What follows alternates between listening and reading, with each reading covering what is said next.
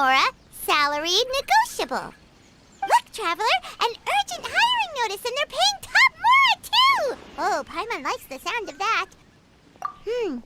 You're right, it is strange. Do you think something happened to Yanxiao? Because that guy barely lets anyone ever set foot in his kitchen. Doesn't exactly seem like the type to hire help. The notice says interested parties should go upstairs and talk to the innkeeper Huayan. Should we go and see what's up? Well, that. And to check up on Yanxiao, of course.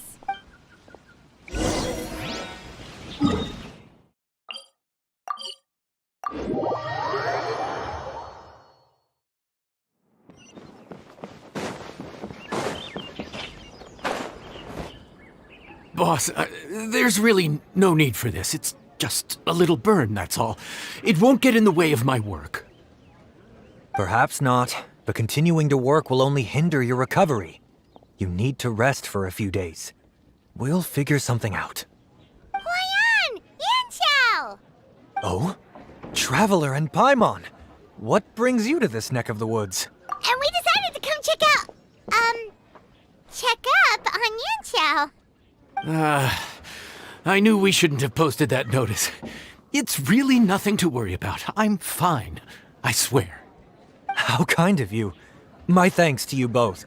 And thanks on Yanxiao's behalf, too. There's nothing to be embarrassed about, Yanxiao. Just tell them what happened. Oh, all right. Well, basically, we had a lot of guests pouring in for the lantern rite. Things got busy, I started rushing, and I ended up accidentally burning my hand while plating a dish. Well, you know what they say. Play with fire long enough and you're bound to get burned.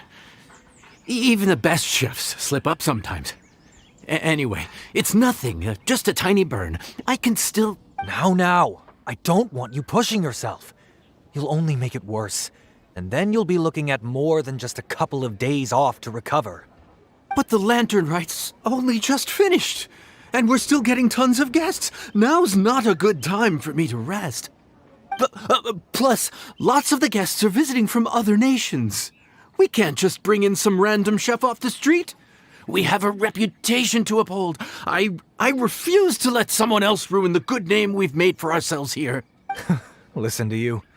Anyone would think that you're the boss and not me. But he's not wrong. Yanxiao was one of the favorites in the Masterful Chefs tournament. No matter how you look at it, his are big boots to fill.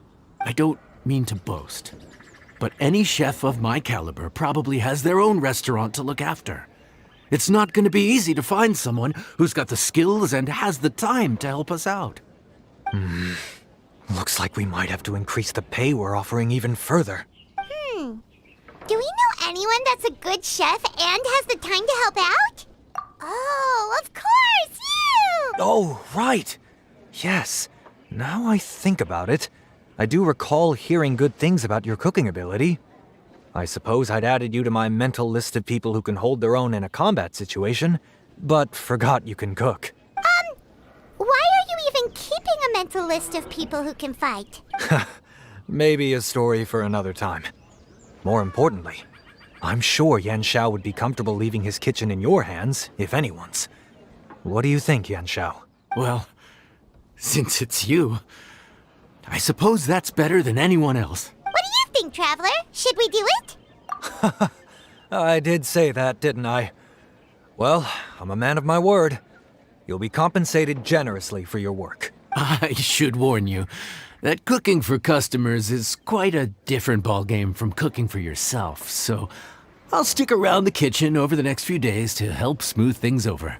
Oh, so he's not leaving the kitchen after all? I believe there's some spare kitchenware here at the inn. Boss, would you mind?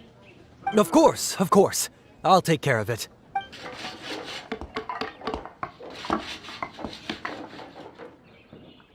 Whew. All done. Come, take a look. This was made with your measurements in mind. It's nothing. A little handicraft and elbow grease goes a long way. All right, Yanxiao. I'll leave you to take it from here.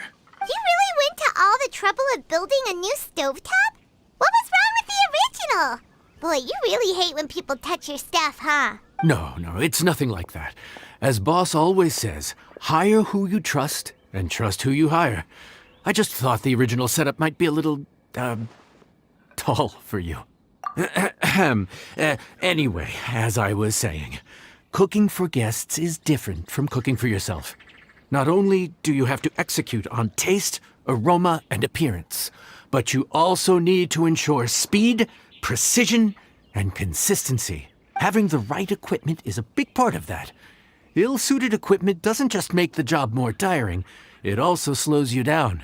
And paying customers don't have unlimited patience. Sometimes cooking is all about being well prepared. That's how you ensure speed. Okay, and what about precision and consistency? Precision all comes down to using your eyes. Where to slice into a particular cut of meat, how much oil to use, how to tell when a dish is done cooking. When you cook for yourself, you can always add salt if it's too bland or add water if it's too salty. You can tweak the taste as you go, but in a restaurant, there's not that much room for trial and error. Worst case scenario, Paimon can deal with any subpar dishes by making sure they get properly disposed of. The final thing you have to focus on is consistency. You have to be able to handle the most challenging orders with the same level of technique and skill as the easiest ones. This is particularly important when you have guests from all over, each with their own tastes and preferences. You have to cater to their own dietary needs while also giving them the opportunity to enjoy our local delicacies. His last point is making Paimon's head spin. Don't worry. Matter of fact, someone as well-traveled as you may even have a better handle on it than me once you get started. And of course, I'll be around to help you over the next few days. I don't think we'll have any trouble making all our guests feel right at home.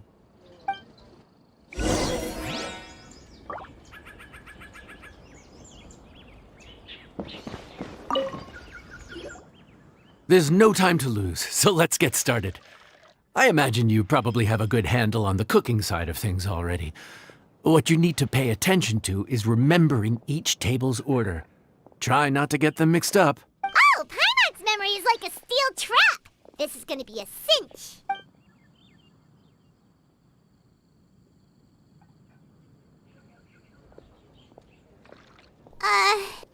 Which ticket are we on again? Table 1 was onions, but no chilies. Table 2 was chilies, but no onions. And table 3 was, chilies, but was Paimon just sleep floating?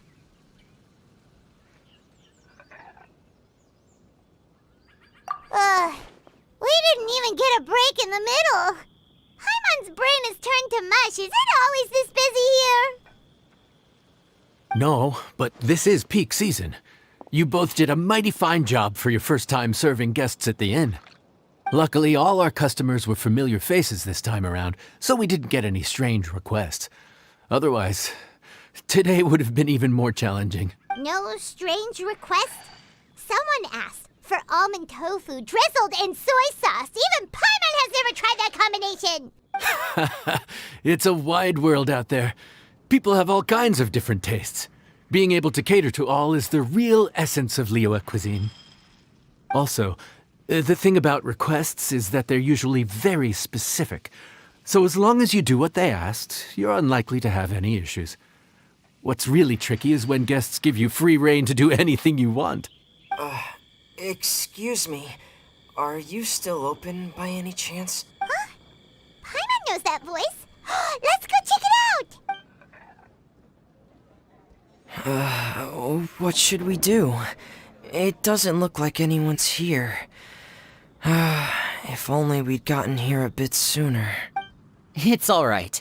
If we start building a campfire now, we'll be eating before too long. Right. Besides, if anyone's to blame, it's Linny.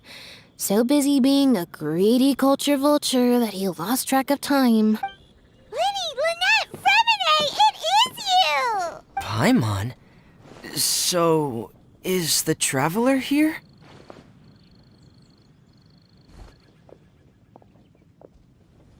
Traveler, Paimon!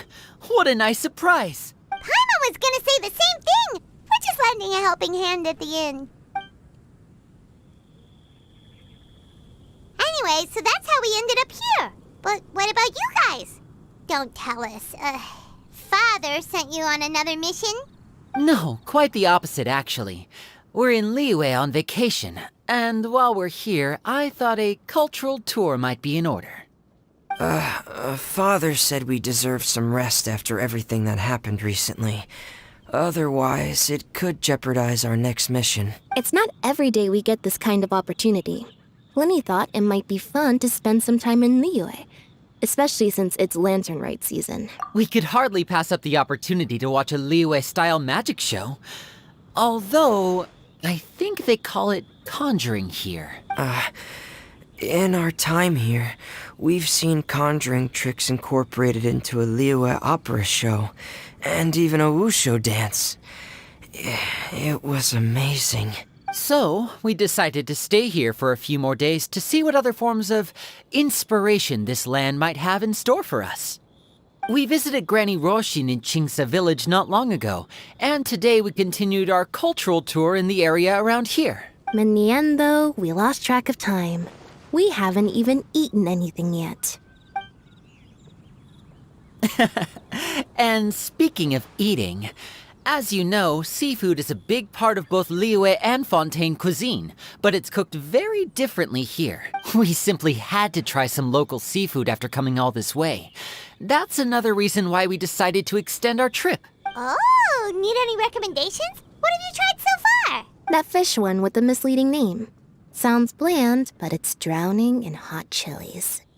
Oh, you mean blackback perch soup? You're right, the name doesn't give much away. It looked and smelled so appetizing that Lynette took a huge mouthful, blissfully unaware that she was about to set her mouth on fire. She could barely speak for the rest of the day after that. Luckily, that wasn't a huge adjustment for her. What? Aren't you guys hungry too? Yes, a little. Yes, I'm ready to eat. Traveler, I'm afraid we'll have to send you back to the kitchen now. Good question. I doubt we'll be able to decipher the menu, so why don't you recommend something? You should be pretty familiar with our tastes. One more thing. Please, if you have a heart, don't make it spicy.